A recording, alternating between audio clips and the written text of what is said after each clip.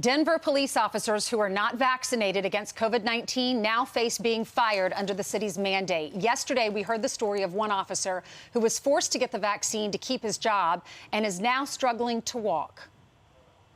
The worst story is a guy 34 years old, 4 kids, who had COVID last year, recovered. He's a runner, very healthy, went ahead and took the mandatory job to not lose his position with the Denver police on August 22nd. He can barely walk now. He falls down if he doesn't have people around him. So there are other consequences to forcing this jab that people are not thinking about. Joining us now is that police officer, Jose Manriguez, along with his attorney, Randy Corporon. Good morning to both of you. Morning. Good morning again. Jose, we had Randy on, you heard yesterday, and he told us your story, and we wanted to book you because we want to hear from you. Tell us what happened after you got that first shot.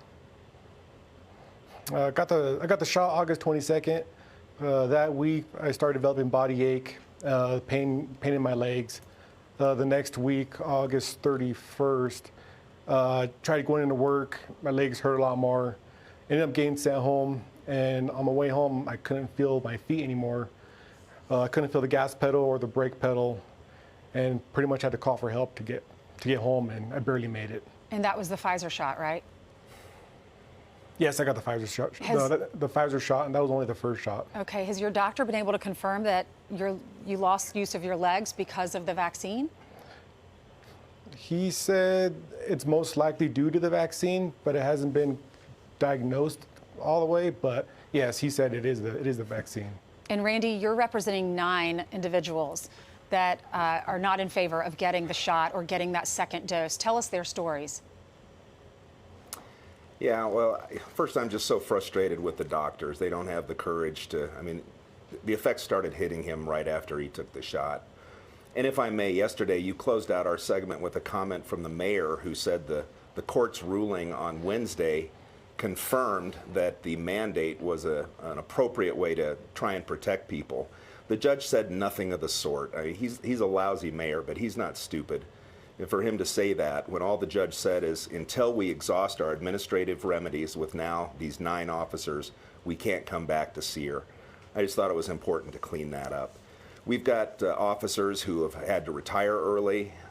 We've got Jose, 34, just at the beginning of his career, had trouble getting up here to his chair.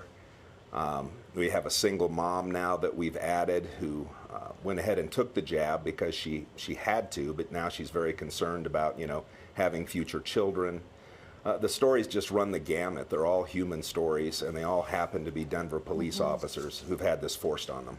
Well, Jose, you have been a police officer for 7 years. You served in the Army for 12 years. You have sacrificed so much for our country. You have 4 children, and now you're worried about your legs and if you're going to get better. How do you feel? Uncertain. I can't be outside with I can't be outside with my kids. We got soccer season. Jeez, I'm sorry. It's okay. It's life-changing, and the doctor says it could get worse before it gets better. And if I do get better, it's going to be years. So I always carry my kids to bed, and they're like, "Daddy." I'm sorry. We understand. I can't imagine what you're going through. We'll just walk to bed. What about your boss? What did your Ainsley, boss say? Yes, go ahead, Randy. Well, I was on the phone with him the night before our court hearing to make sure he could come down, and he broke down because he had fallen over putting his kids to bed, and his little girls think Daddy's broken, and to make this decision for everybody. This is a guy who had serious COVID last year and beat it, so his body was raging with antibodies, and they gave him this jab, and now his hand was shaking like this morning when he came up. Gosh. It's outrageous. Jose and Randy, thank you for being with us. Jose, I hope you get better soon. Everyone out there, say a prayer for him. He's done so much for our country and has kids. God bless you both. Thank you. We did reach out to the Denver Police Department, but they declined to comment.